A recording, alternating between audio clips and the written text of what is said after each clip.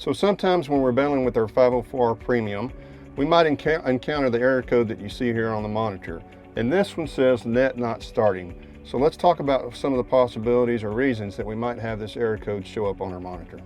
So we saw on our monitor that we've got an error code that says net not feeding or net not started. What are some of the reasons that might happen?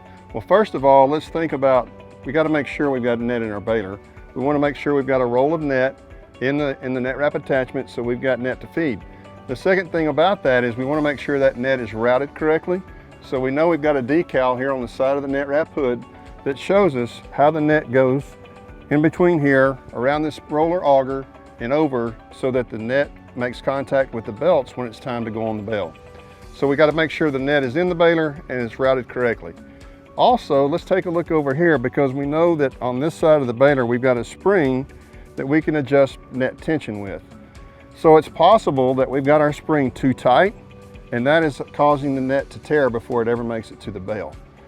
You can see on the decal here we have a factory recommendation of 4.8 inches for that spring measurement. That's kind of a starting place. It might be that your net is strong enough to take more tension, so you can increase the tension on that spring and get more stretch. But it's also possible to have too much tension, and that's what leads to this net breaking before it ever makes it to the bale of hay. The other thing on this side that I'll point out to you is this sensor that's looking at this drum, this brake drum, and as that drum turns and metal goes past here, this sensor's picking that up. If for some reason the sensor is faulty, then it will not read it on the monitor. We'll never know that there's net feeding into the bale. So we want to check this plug here and make sure the sensor's plugged in and we've got a good clean connection. And then secondly, we want to make sure this sensor's functioning the way it should. The fourth thing I'd point out to you is on this side of the baler, and this also has to do with the electrical part. We always emphasize making sure that we have power source from the battery to the monitor, and one of the reasons for that is because we have to run the actuator that moves the linkages to feed the net into the baler. If for some reason we're not getting enough power to our actuator, that could lead to this error code that we have on the monitor of net not feeding. So we've been talking about potential problems that would cause the net not feeding error here on our 504 Premium. We talked about making sure we had net in the baler, that we've got a net roll in the baler.